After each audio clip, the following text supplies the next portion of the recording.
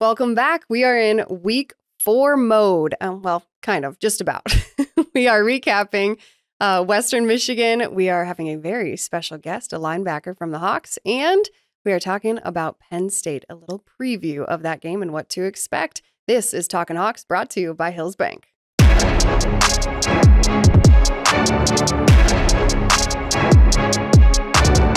No matter where you are in life, Hills Bank is here to help you succeed. Whether you're buying your first house, saving for your child's future, or preparing for retirement, you can count on the people at Hills Bank for the support you need to reach your goals.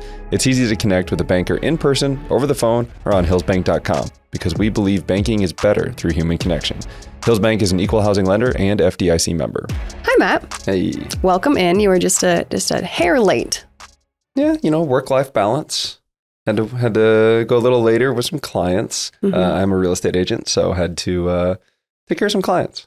Understood. You do take care of your clients well. I do know that about you. Try to be sweet to my clients, some would say. Okay. Inside joke. How was your game day? It was good. My mom helped out, so That's that was nice. You didn't leave super early, just kind of early. But my mom and I held down the fort. Yeah, well, good news. I left early so that we could do like a full sound check. Sound was great. The video boards worked. The microphone worked. And yeah. Way to go, Iowa. It was lovely. We did a really nice job. I was super happy with it. It was so hot at the beginning of the game, and then it cooled down at the end of the game. I had this blazer on, and I took it off and had to go buy a shirt at the Hawkeye fan shop. You took it off and then went and bought a shirt? I feel like... It was quite the show. Nope. It was just a part of the entertainment, Matt. That's what I'm there for. I'm just there. Continue. No, it was a good game, though. I think it started off a little rocky. We had the lightning delay, which was only the 30-minute one. That's not too bad. It's lightning within 8 miles. That feels just like... How can someone look up and be like, that's about 7.5. We're within this radius? I honestly have no idea. Do they have like a Doppler that because it's if the refs see lightning, I'm pretty sure. No, how would the ref see lightning 8 miles? No. There was no lightning. So is there a Doppler that sits over the top and they detect? No, I know they had National Weather Service people there, and they were probably... So they were ready for it. Mm-hmm. Yep. So anyway, we had the 30-minute delay, and then after that, I think we adjusted, got it all back together. Yeah, I think so. Okay. Let me get your thoughts on the game. What do you got for me? Well, pass game did not carry us in this one. It was more about the run game. Mm-hmm. LaShawn Williams had 145 yards, saw a heavy dose of him. No Caleb Johnson. Dealing with an ankle injury. You could tell he's a little bit hobbled last week. It didn't look like his normal self. So LaShawn Williams stepped into that role. Jazz got the start. Didn't play as much, but like I said on the last podcast, they kind of go with whoever the hot hand is, which was LaShawn Williams. And I want to say 6 or 7 different people carried the ball. Yeah, wild. And the freshman Moulton, what a debut, had 2 touchdowns. First time on the field. I mean, that's a pretty wild way to start your career. So run game looked really good. Offensive line really got pushed, especially later on in the game, started to wear them down. But I think that was the main thing is that our run game really carried us. What did you think of Cade? Did you think he looked 100%? I saw some people still saying I don't know if he looks totally like himself. In the post-game press conference, Kirk Ferentz was like, yeah, that's what happens when you miss a little bit of time in practice. Things just aren't clicking exactly the way you would expect them to, but that's what happens when you miss time, essentially is what he said. Is that kind of what you saw, or what were your thoughts? I thought he looked okay early on. I mean, obviously his first pass gets picked off, right? And so that's a little tough. He was trying to keep the ball away from the safety. We had a seam route, which a seam route is just straight down the field from the slot position. So it was Nico, and he saw the safety over the top. And so he's like, I don't want to lead him into the safety for a big hit. I'm going to try and back shoulder him. The linebacker, what we would call the overhang player, just happened to be in the right place at the right time. He also kind of took an extra gather step before he went. So it's like a double clutch. And so that might have thrown off his timing a little bit. But that stuff is rough. But then when he took off, it didn't seem like he was able to fully open up. On the sprint, I think he got 15 yards or something. Yeah. You could tell that didn't feel as comfortable, but it wasn't enough to take him out of the game, which is good. Yeah, I thought the same thing. There was a little hitch in the giddy up, just slightly, He didn't look hobbled or significantly injured. I just thought for a moment, that didn't quite look. I'll tell you what, the ball still flies out of his hands. Yeah, you're not. you can put some zip on it. Sling it, as you like to say. Yeah. That's your word. Okay. How about defense? Well, are we there yet? Well, not yet. Okay, I'm going to go back to the pass game. So there were a couple things. One thing that I really loved about our offense is that we pushed it in the 2-minute drill. That's something that Iowa really hasn't clicked to lately, but we got the ball. I want to say we scored with like 1:48 left in the half. Like we pushed it and quick scored. And then our defense got them 3 and out. We got decent field position, and then we drove down trying to score again before half. We almost, it would have been like a 21-point swing if you think touchdown each time, touchdown, and then instead of them scoring, we'll take 7 points off the board, so to speak, and then go down and score again. It was 3rd and 10. We were on the 31-yard line, and we got some crossing routes going on. And Cade rolls out, and he tries to throw it up to Seth Anderson.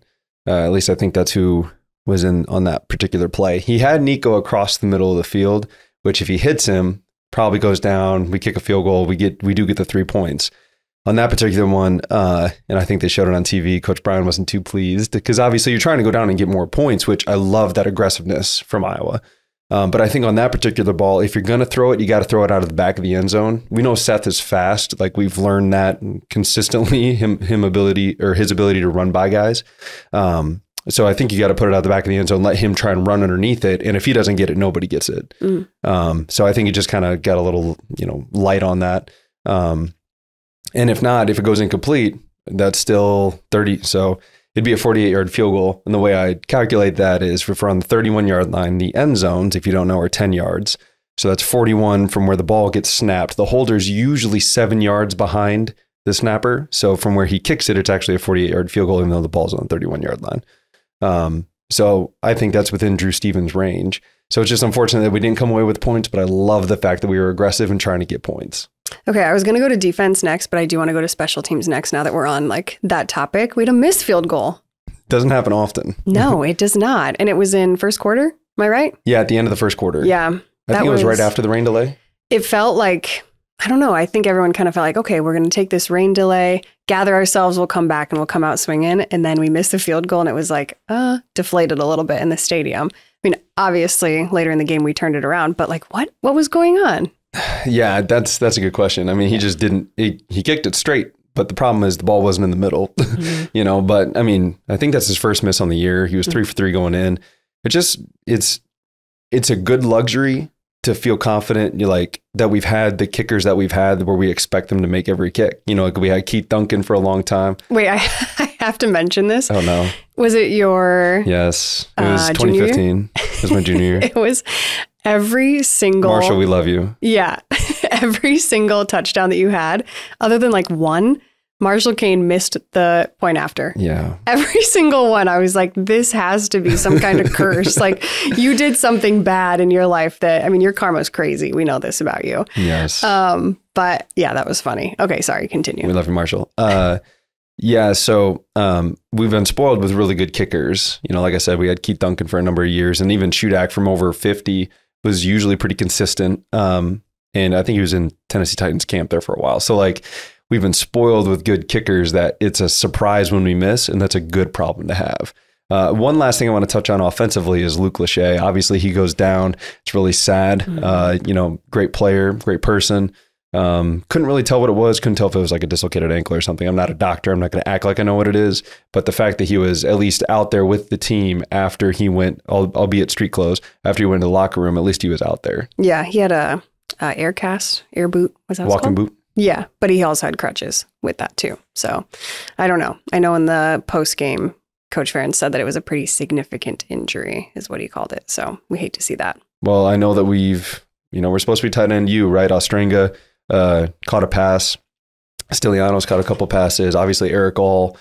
We expect there to still be more tight ends that can fill in. It's just unfortunate when you lose a guy that's an NFL caliber guy. Yeah. But I do see. So our thoughts and prayers go out to Luke Lachey. Oh, yeah, 100%. But I do see that. I don't think, assuming he makes a full recovery, I think his future still looks really bright. 100%. Wherever he goes next. So, yeah. Okay, you ready to go into defense now? Let's do it. Very good. Go. What do you got?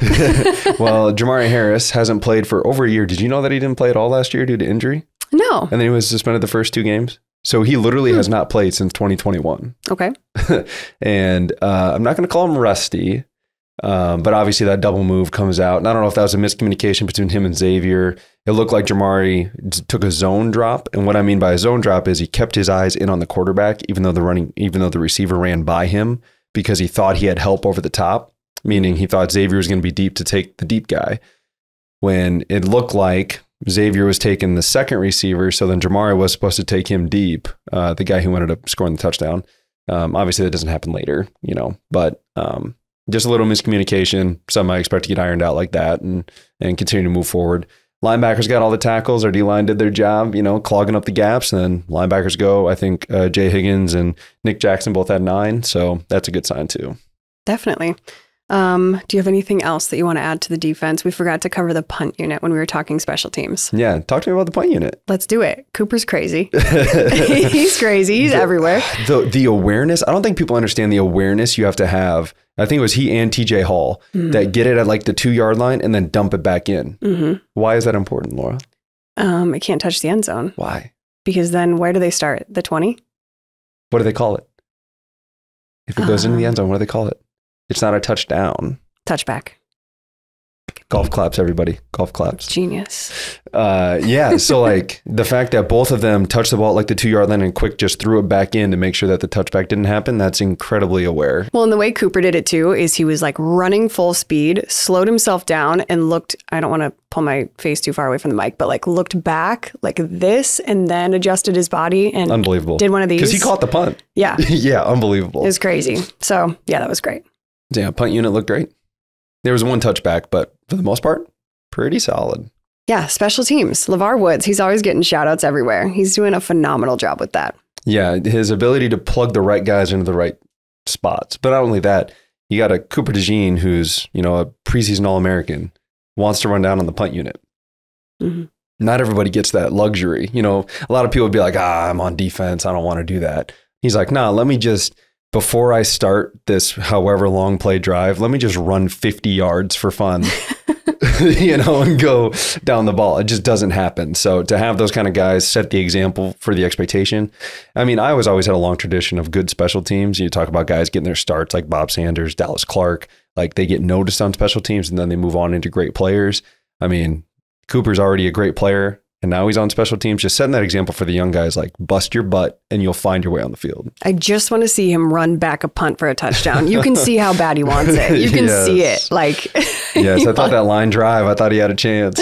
Same. Okay, so let's go to our JB Roofing unsung hero. Who do you got for me? Today, I know he was on the podcast yesterday. This isn't playing favor.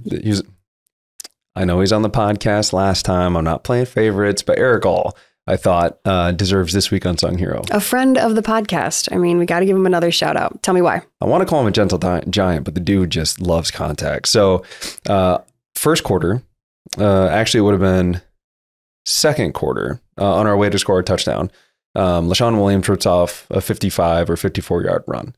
But that doesn't happen without Eric All. So we did a great job. Our guards pulled and did what they were supposed to do, which, don't get me wrong, offensive linemen, I love you guys too. You guys are always the unsung heroes. Remember that. But Eric All comes out and he kind of overruns his guy. So he's supposed to seal the inside backer. And what I mean is there's a gap that's going to open up and Eric All is responsible for the inside linebacker. So he can't flow to make the play. He kind of overruns it and he makes contact. And what I mean by overruns it is the guy could still get by him to make the play. But that's not the way Eric All is wired. And really most of Iowa's offensive players aren't wired to just hit once and then stop.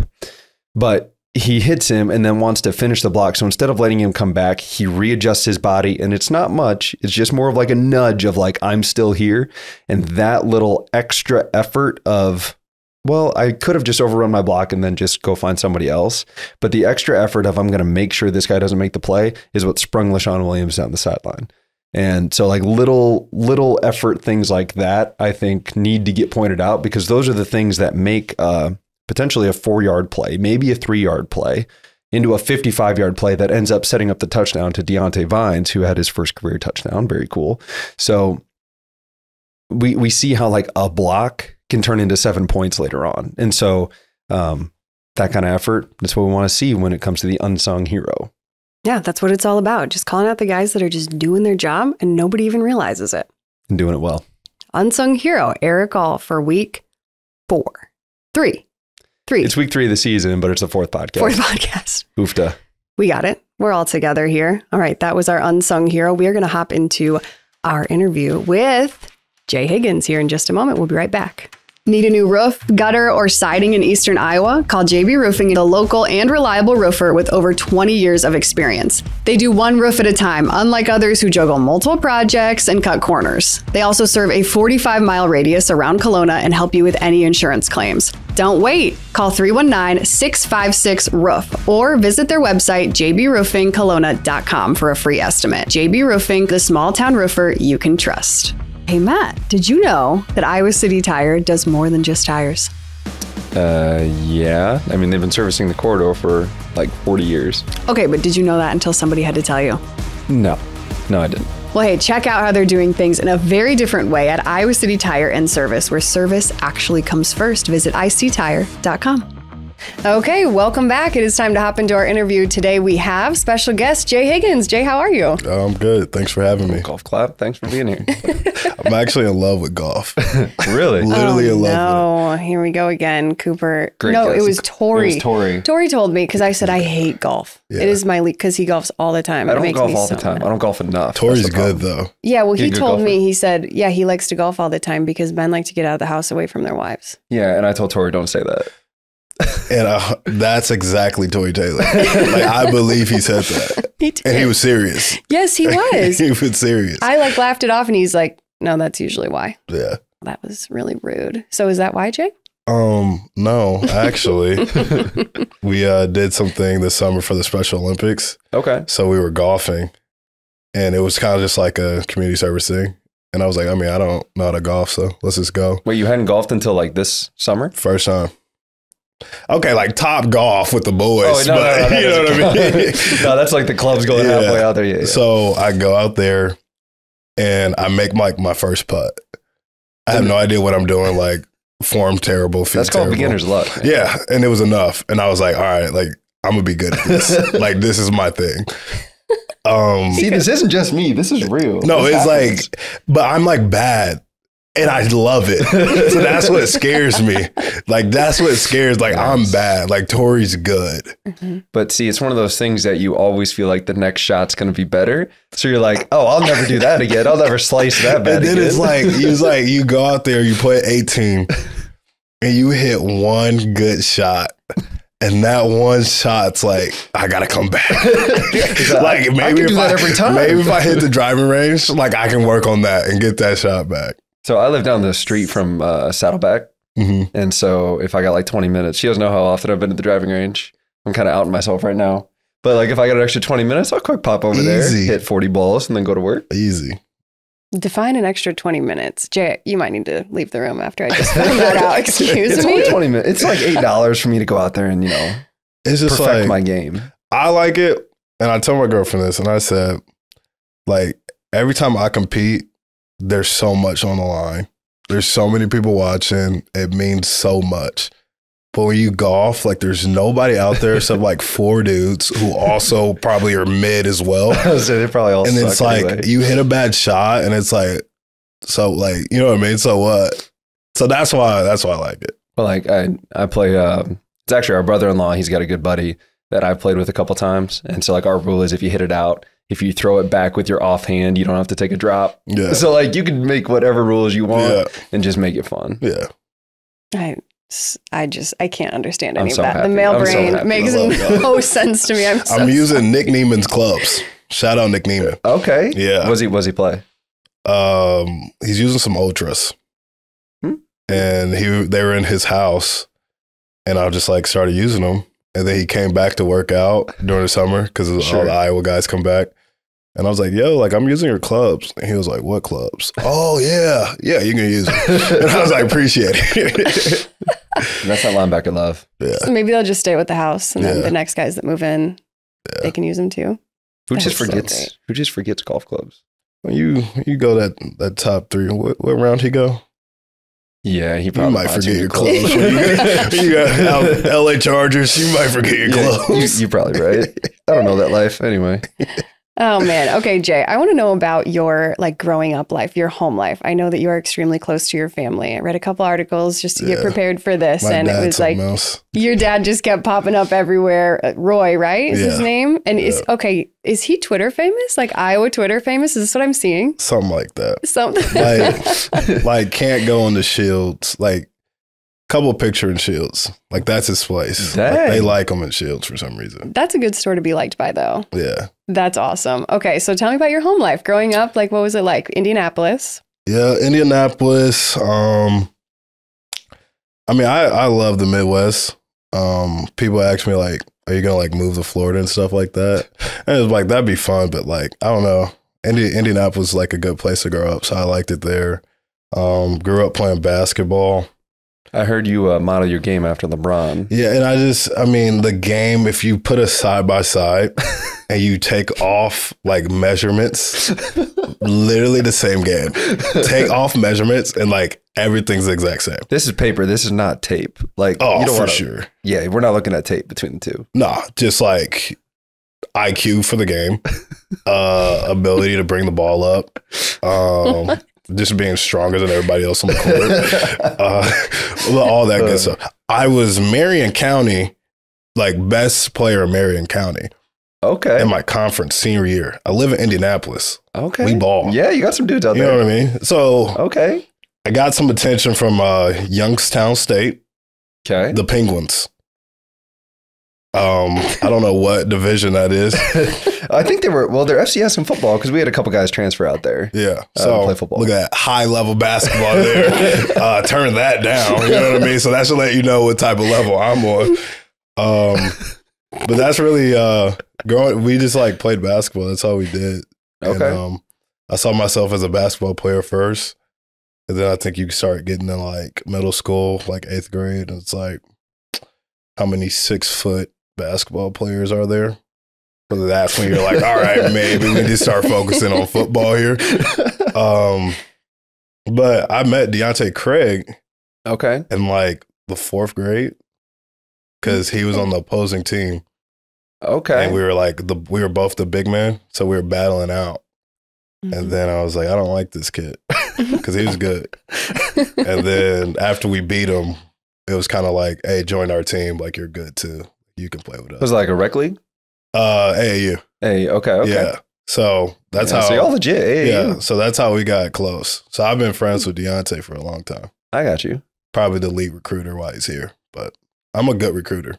Oh, really? I'm probably going to say like a lot of side notes. You know what I mean? Kind of like the golf thing, like a lot of side notes. We can go everywhere with it. I'm a good recruiter. Yeah, we got time.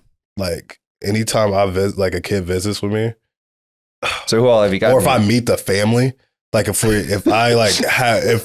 we do this like Q&A where it's like the players are in there talking to the family. When the coaches all leave and stuff, right? I'm like, if you give me that, I'm like getting the family. Like they'll commit. I guarantee it. Like every time. I guarantee it. I just got some tight end to commit. I don't know his name. Do you want to be He looks good. He looks good. I got him to commit. Do you want to be a coach someday? Does that? No. Kids don't listen.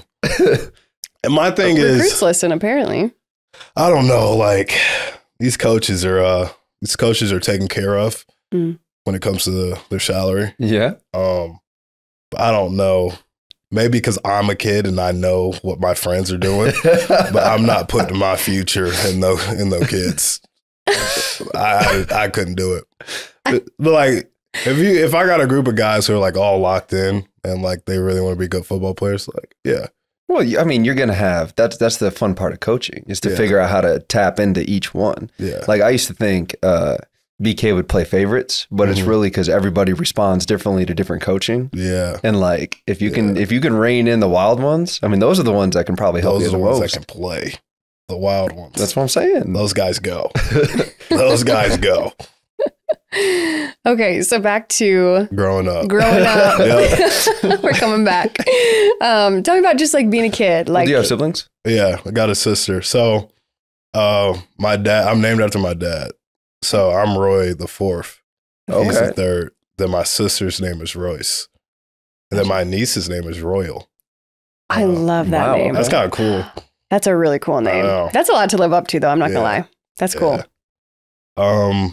But my dad was a preacher growing up, so church every Sunday.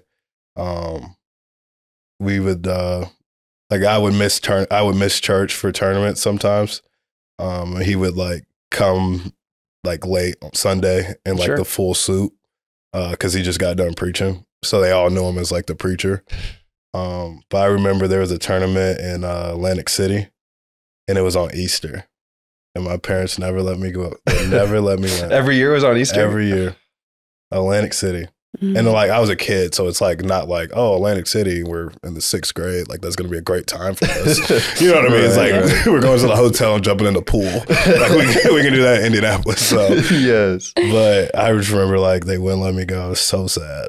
Cause I like Atlantic City sound nice, but it's nice, but like it's a casino basically. Right. So it's not like it's for the older demographic. Yeah, it wasn't like it's not like we were living it up. Like I wasn't missing much, but yep, church and sports basically. Okay. Yeah. And was your dad, being a preacher, was he pretty strict on you, pretty hard on you guys, or do you think not so much? I mean, that's probably the stereotype, right? Yeah, I don't know. I think I was a good kid. Like, yeah. I just didn't like. Everybody thinks they're a good kid. Yeah, I was just like didn't want to like make my parents mad at me, or like I didn't like want to let my parents down. So I just like did the right things. When I got to high school, that's when it was like I had some trouble in high school, like making the right decisions. Mm-hmm. But other than that, I was pretty good. And your sister played volleyball? Yeah. How old is she? I'm 21. She's 26. Okay. So she's graduated by now. Yep. Okay. Very good. So she played volleyball where? Mississippi Valley State. So that's where Jerry Rice went. Okay. So I was moving her in her dorm, and the coach like started talking to me. I was like, nah. It's like, nah. Well, at that point, were you already, you would have been 13. I was young. So, I mean, you're probably really not getting recruited yet, but you just knew that wasn't it. It's like, I'm trying to go to big boys. Big boys. Were you big at that time? I mean, he was moving boxes. He was basically working out for the scouts. I'm just saying, like, why did he pick you up? I wasn't like abnormally big. Okay. I was a bigger kid, but I wasn't like a Lucas Van Ness out there or anything. So I don't think any of us are Lucas Van Ness. You guys seen Wyatt Black? Not in person. That's a big dude. Like that. I mean, Tori said that like that's a big kid. He's like, that's who I would have post. Yeah. In basketball. Yeah. And then, okay, I read something in an article that was something about like moving hay bales or something like that. Yeah. Did you grow up on a farm or what is this? So my dad's from J-Town, Louisville. Okay. Or J-Town, Kentucky, like close to Louisville or whatever. So he's like country. So he had horses growing up. And then I had it. Like he had horses when I was little. So like I grew up around animals and we would just like throw them hay and stuff. So that's what he's talking about. Well, so because of your hay bale prowess, have you been to Soul and Beef Days? No, I haven't. Jay, what are we doing? Come on. I know Logan Jones is going to go out there and compete. Big dunk. I know they're going to compete. For those of us listening, do you want to give the lowdown on what Soul and Beef Days is? Yeah, it's just like a little town of Solon, just getting together, having a good time, celebrating the town's history. And then we do a hay bale toss and you just toss it, see how we can toss it the highest over like a giant hole, essentially. Yeah, kind of like a high jump. And then they just keep moving it up and you keep throwing hay bales. And over. Who won it this past year? The 2 years in a row? Dunker. Yeah, I think that's right. Yeah. It was 2 in a row. And you haven't done it yet? No. And you grew up doing this. Well, Jay, is there anything else that we didn't touch on that you want to discuss at all? I know you're a big podcast listener, so I want to open up the mic for you.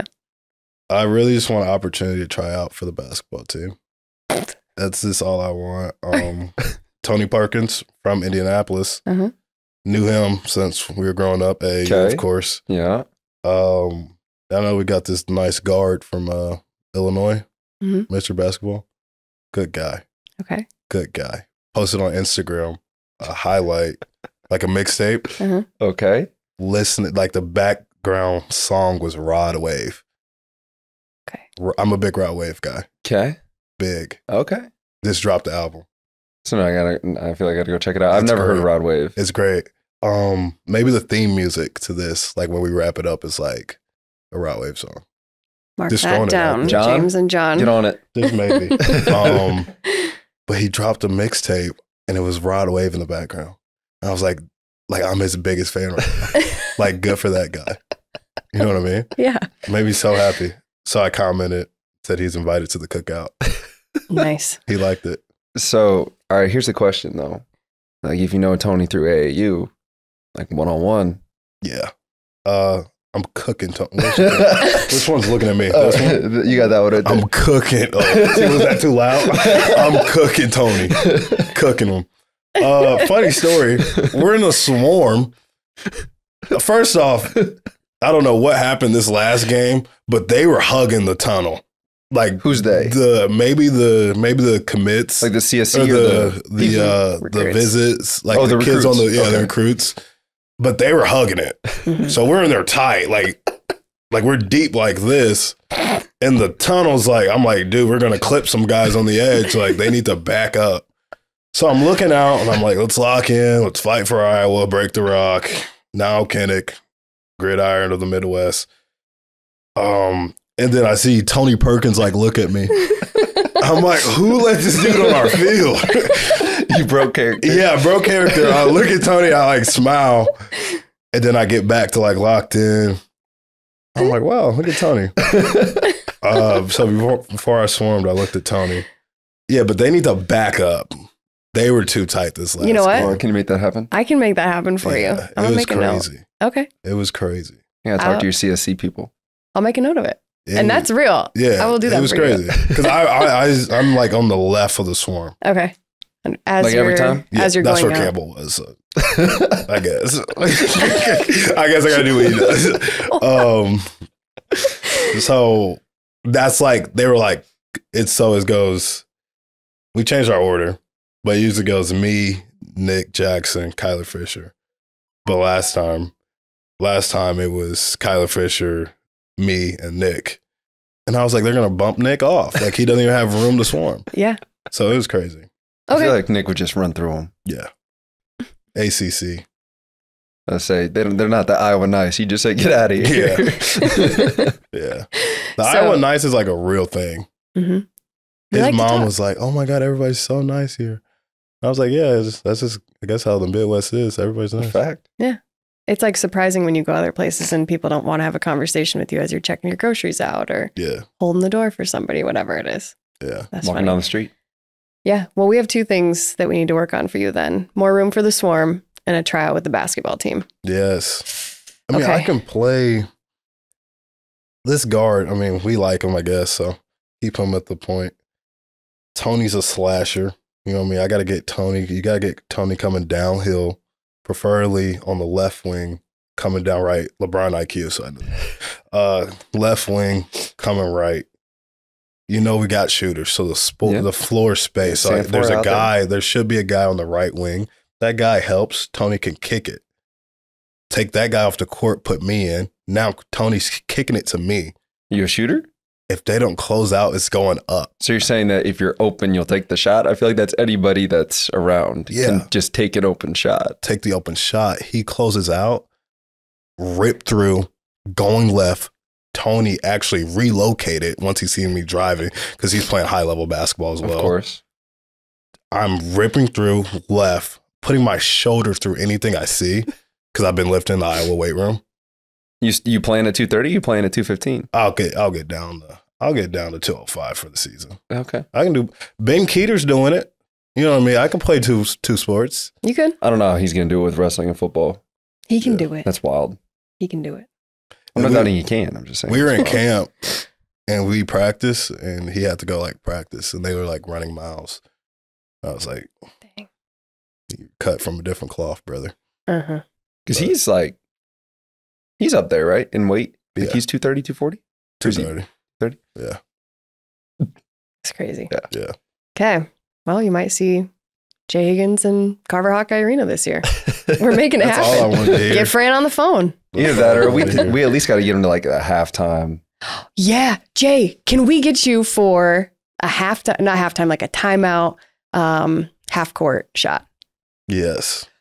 Done. And like, I will take it so serious. No, I know. And I'm going to train for this. Uh-huh. like might be the biggest moment of my life. Okay, we have two options. We can do just a plain half-court shot. We can do what we call, now I can't think of the name of the game, but it doesn't matter. Layup, free throw, three-pointer, and a half-court shot all in like 45 seconds. Can you do it? Oh, that'd be the biggest moment of my life. Can I like wear the uniform? Yes. Like, yes. Warm up, like Nike shoes. With the Iowa, like the jersey's got to be the Iowa script. The script is where it's at. Yeah. Those are the best jerseys. Oh my gosh, I'm so excited. Biggest game of the year, Jay Higgins coming in. This is going to be the best timeout ever. And then if I like complete that, they have to give me a spot. On the team? Yeah. Oh, this is high stakes. That's my tryout. So what happens if you really don't? High stakes. Do you get, we'll send you home with the Hawkeye prize pack. That's what I do for everybody. Yes. Anyone that's been to a game knows exactly what I'm talking about. This is so good. Oh my gosh, I can't wait. Okay. Everyone has something to look forward to when it comes to basketball season. Jay, thank you so much for coming in. I feel like we could just keep on going, but this interview has been we've almost hit an hour. Look at that. Really? Yeah. We're like really podcasting. Good for us. This is Good it. for us. Well, we can guarantee right now that there will be a portion of this on our regular like weekly Monday podcast, and there will be an extra like unedited Jay Higgins interview that's going to be extra on like Apple Podcasts and Spotify that they can check out. So bonus feature for sure. Good Jay, deal. Thank you. This was so much fun. Thanks, man. Thanks for having me. And have fun in Happy Valley. We wish you the very best of luck as you go on to Penn State. Go Hawkeyes. Go Hawkeyes. This season, Marquee Pizzeria is teaming up with Nico Reganey to help the University of Iowa Children's Hospital. Together, they've created a new signature pizza, the Nico Parm. Sounds so good. $2 of every pizza will be donated to the Children's Hospital. Visit Marquee Pizzeria, located in the Coralville River Landing, this fall and help the kids by eating pizza. The Bugman Pest Control. Rest easy when you have the Bugman's top-rated defense protecting your home and business, providing maintenance and prevention treatments for any problem. Call today for a free quote, 563-554-BUGS. Proudly serving the Hawkeye State since 2008. Locally owned and operated, Performance is a full-service restoration company serving eastern Iowa. As an IICRC certified firm, their multi-licensed technicians have decades of experience in water, mold, and fire mitigation. Whether it's your home or business, this is the team you want in a time of need. Performance Restoration, 319-626-2292. How amazing was Jay? That was hysterical. I could not stop. My face hurts because I could not stop smiling. He's funny. And the funny thing, like, he knows he's funny. Like, well, before we started shooting, he's like, I watch a lot of Theo Vaughn. Don't be surprised if I start working the mic. I don't know who that is. I'm not going to lie to you. If you saw a picture, you'd know. Okay. It's like a podcast guy. He's a comedian. Okay. Got it. No, one of our producers, John, was in the corner, like laughing, like crying, laughing, and I could see him. He just giggled now while you were talking about it. He was so good.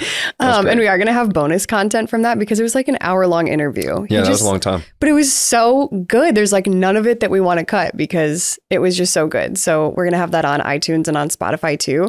So go check that out. But we are going to get into our preview of Penn State. We are getting out of non-conference play into the Big Ten. I'm pumped up for it. Noise. But first, I want to talk about Penn State's mascot. Can we go there? I've been waiting for this one because your disdain for this particular mascot. Yeah. No, it's a tie between him and Purdue Pete. Purdue Pete's just scary. For the worst mascots in the Big Ten. 100%. Best mascot in the Big Ten, Michigan State. Bar none. Sparty? Yeah. The Spartan, I mean. So good. Yeah. All right. So let's get into the Nittany Lions. You mean outside of Herky, correct? Well, yes, obviously. Okay. Well, I just want to clarify. He's a number one always in my heart, in my mind, constantly. Okay. Never leaves. Okay. Well, that's a little. I'm sorry, Matt. All right, here we go. So 1857. 1857? We're going way back. Okay. So this was before they were the Nittany Lions. They had Old Coley. Okay. Coaly. Yeah, Coley. Okay. So he was a mule. And he like worked on the campus and they were building Old Main. This is a legitimate mule? Yes, like a real one. Okay. Yeah, like a pack mule. Yeah. So they were building Old Main, which I'm not sure what Old Main is. Somebody that knows Penn State much better than I will be like, oh, it's obviously this very famous thing on campus. But Right. Anyway, so they were building Old Main and he helped carry limestone to like build it from like the quarry or whatever, and then up to the thing that they were building. And it was lime blocks, I guess you would say, that he would carry up to be built. And so he helped with like that whole process. And then the university actually bought him for $190 and kept him on campus for 30 years. How long do mules live? I'm kind of questioning this article because I'm like, he lived for 30 years? Or like 30 years plus. I don't know how old he was when they first started. But anyway, he helped with like landscaping and farm chores because it used to be an agricultural school on campus for like a really long time. And then this is the weirdest part of the entire story, if you can imagine. His skeleton, they loved him so much on campus. They kept his skeleton, preserved it, and it's still in one of the buildings on campus and people can like see it and look at it. Like it's an exhibit now? Apparently. It's on one of the buildings, in one of the buildings on campus. That sounds like one of the coolest mules I've ever heard in my life. 100%. Yeah. So that's Old Coley. That's the origin. Sort of. So that was kind of like their mascot, not official, but the main guy on campus for Penn State. So very cool. Yeah. So then we get into how did they become the Nittany Lions then? Where did this come from? So it was 1904. This is like really like a very old thing. Historical university. I love it. So Joe Mason, he was a baseball player at Penn State and they were playing the Princeton Tigers. And he was like, I hate that we don't, this is the funniest. It's just like, these stories are so random. This guy was like, I really hate that we don't have a mascot. It's kind of embarrassing and we're playing the Tigers. So what should ours be? And he said, the Lions, because I know a lion can beat a tiger. And so he picked the Lions. And then he was like, well, specifically, let's be the Nittany Lions. It was like a mountain lion that roamed Mount Nittany or Nittany. Yeah, Mount Nittany. That's what it was. Okay. And he roamed that mountain, I guess. And that's how they became the Nittany Lions. And just I guess some guy was like, we're better than tigers. Well, and then he also was like an editor or something for The Lemon, which is like an on-campus newspaper, or was at the time. I don't know if it still is. And so he convinced the people on campus that now we're the Nittany Lions because he put this whole article in The Lemon. And that's kind of how it became true. Then in 1910, they came out with their first like mascot. It was a stuffed lion. And we're going to pull up a picture of it because it's pretty scary. like it's scary in terms of like afraid, or scary as in terms of like, that was the mascot? Yeah, like a little bit like creepy. And maybe it's just the picture because it's black and white and all those things. But they put them in the rec hall to like watch over all of the activities and events that happened there. And so it wasn't like an actual person. It was just this stuffed mountain lion looking thing. Then in 1922, they had Nittany Leo was his name. And it was a guy in this suit that it looked like an actual lion. It had like the mane and everything. But the requirement was the guy had to walk on his hands and his hands. So he had to walk feet. on all fours. On all fours. Thank you. He had to walk on all fours, which the picture of that, we can pull that up too, is so weird. Like, it's so strange. If you had people like, you have to do the thing that the real animal does as a mascot, how weird would the Buckeye, what would you do? Isn't a Buckeye like a nut? Am I right? It's a plant. Just be that. Just be still. Like, either that so or weird. I'm thinking of, no, see, now my mind's going crazy. Could you imagine like Herky with being suspended and just flying over the crowd the whole time? That's all he can do. You have to do the thing that the real animal does. So random. So there's that. And then in 1990, that's when they came out with the mascot that we know today. And somebody... Wait, 1990? This is only 30 years old. Yes. That's exactly my thought. And so I looked through, I'm not going to lie, I looked through one article just to see like the history of this mascot. Maybe there's some significance to the current mascot that like they just really like it and it means something. And I'm going to sound really mean, but it's heinous. Penn State is a very large university with a lot of money, I think. From the outside, it appears that way. An amazing stadium, a crazy fan base, historically good athletics, and their mascot is just a little sad. I just want him, I want him to be better for the university. Not selfishly for me. And I'm not calling him out to be rude, but we gotta do something. He has to be better. I mean, I could make something better than that. It's like a sock on a guy. And like sometimes the guy in the thing is like way too tall. And so you can see his ankles and it's like, and he wears the scarf. I'm like, what are we doing? We have this massive whiteout over 100,000 people. And this dude's walking around in a lion sock. It's just, it's not it, is it? I digress. I'm getting way too into this. But my last thing here for you, do you know why it's called Happy Valley?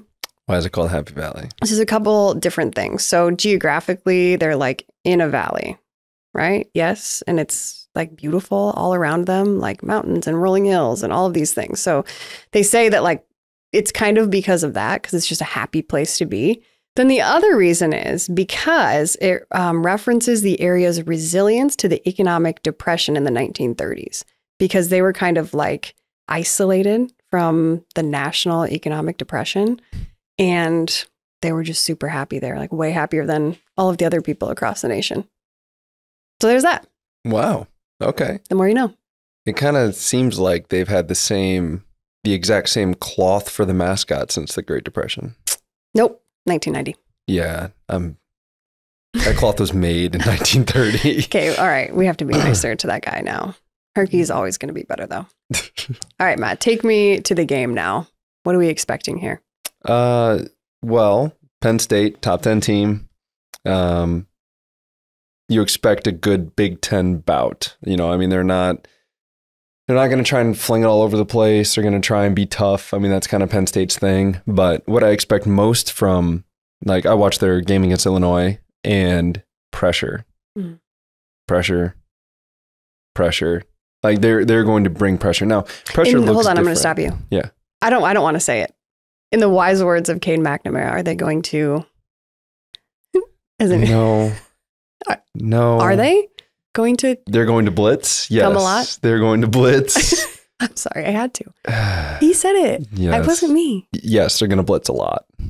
Do you mean like, and I'm just reading off of your notes that you gave me like 10 minutes ago, Fire Zone and Cobra? Look at you. I have no idea what that means. Please explain. I know. Okay.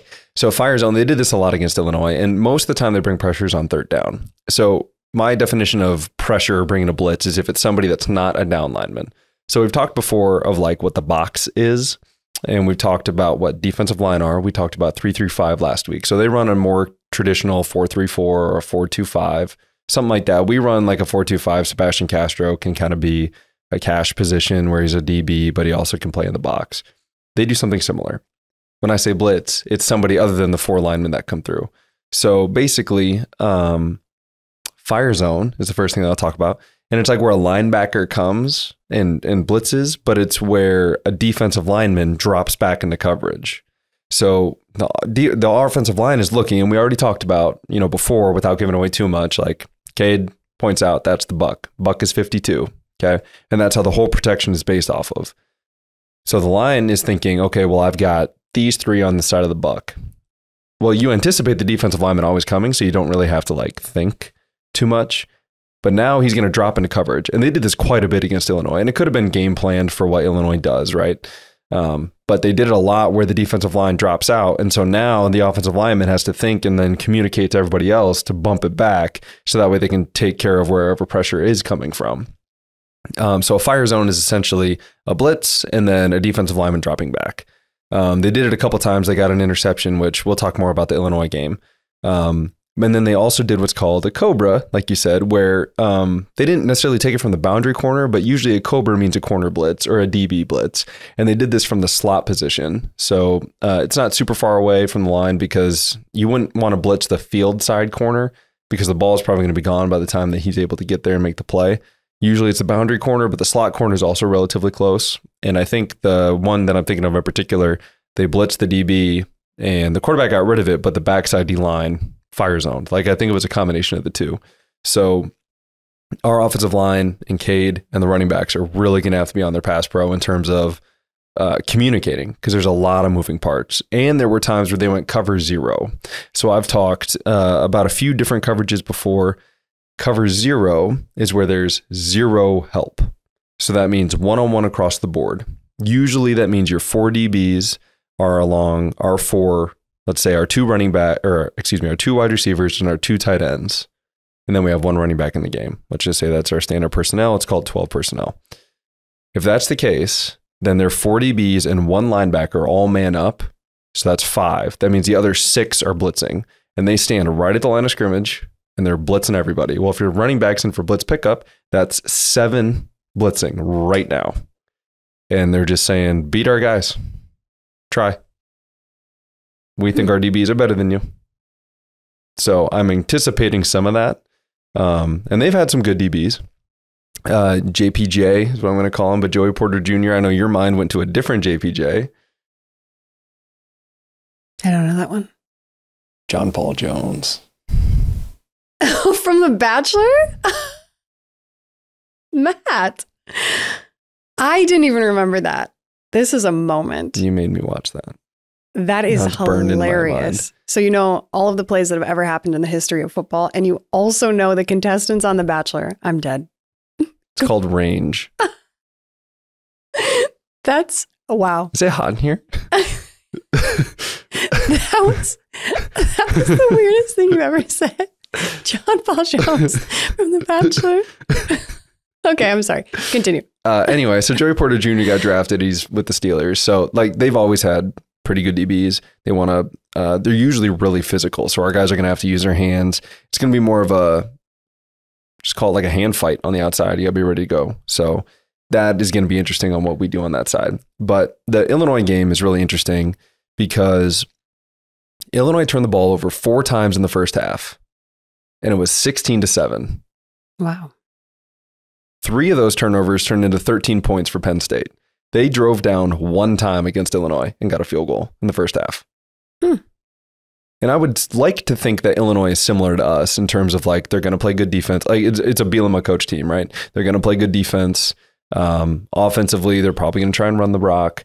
But what they did was a lot of quick game, a lot of slants, a lot of hitches, a lot of tunnels. Like when I say tunnel, it's like a screenplay. They did a lot of that stuff to keep them off balance. They did hit a few crossers and things, but I didn't really see too much down the field. And when they did throw it down the field, they threw interceptions. The starter was pulled because he had 4 picks, but they had 6 turnovers, I believe, by the end of the game. And the final score was 30-13. You're only down 17 points and you turned it over 6 times. Some of those were near the red zone. I mean, they drove down the field against Penn State. So I don't see any reason why we can't do the same as long as we take care of the football. So key to winning the game, what is it? Or 2 or 3? What are some keys? What are the most important things? I know you said the line has to be on it, protecting Cade. There's one.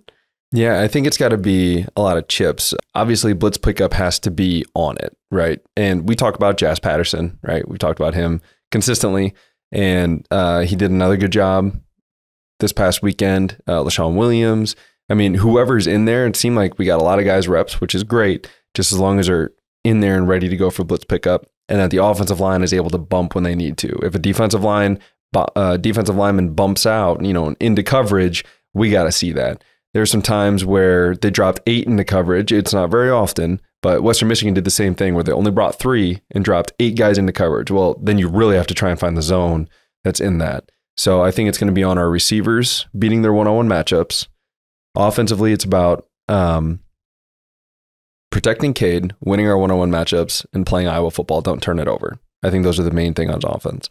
Defensively, they didn't really try and stretch the field too much. I wasn't too impressed. Like their penalties were the same. I think there was 7 and 8, 7 for Illinois, 8 for Penn State. Yards were about the same, maybe 40, 50 yards difference. Like they were very similar. I think Penn State wants to run the ball. I think they have a pretty good running back.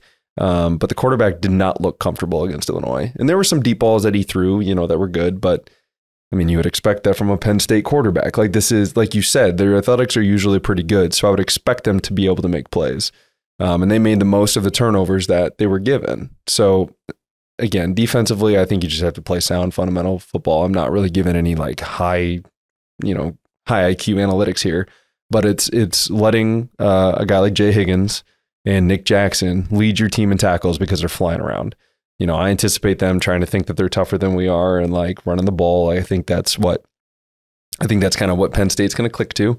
So understanding that and just playing sound fundamental defense and be opportunistic.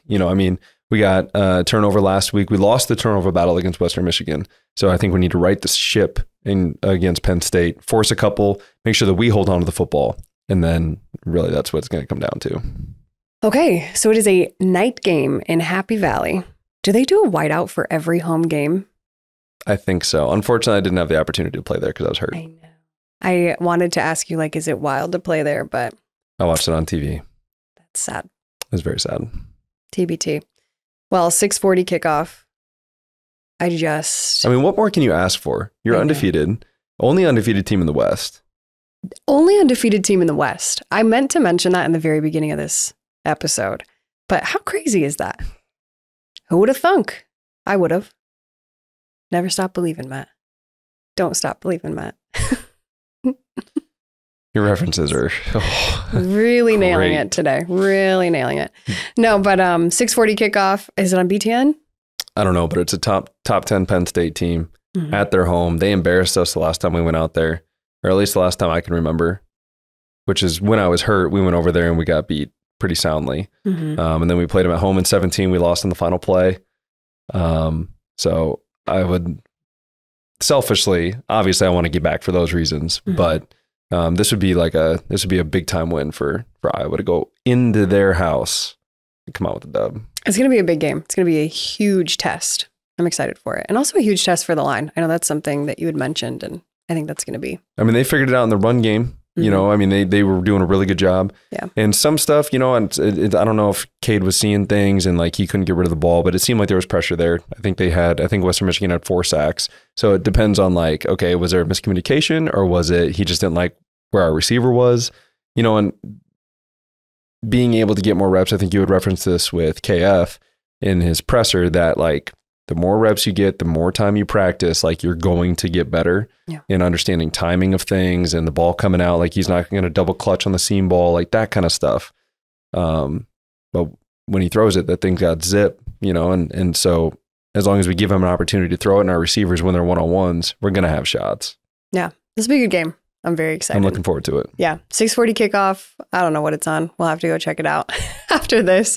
But hey, you guys, thank you so much for watching. I always forget to do this at the end of our episodes. If you're still here, will you please like, subscribe, write a review, give us a 5-star rating. All of that helps with like, you know, the analytics and the, what's the word here? The algorithm. Found it. Helps with the algorithm to bring us up more, and share with your friends too. We would totally appreciate that. Thank you so much for listening. Sorry, and write comments on anything. I mean, yeah, I'm all down for constructive criticism if there's things that we can be doing better. Except for me, I don't like when people say mean things to me. So only constructive criticism for Matt. Just say things about me then. No, but any comments are welcome. Any questions you have, we can take that into the next episode too. Thank you guys so much for watching. As always, go Hawks. Go Hawks.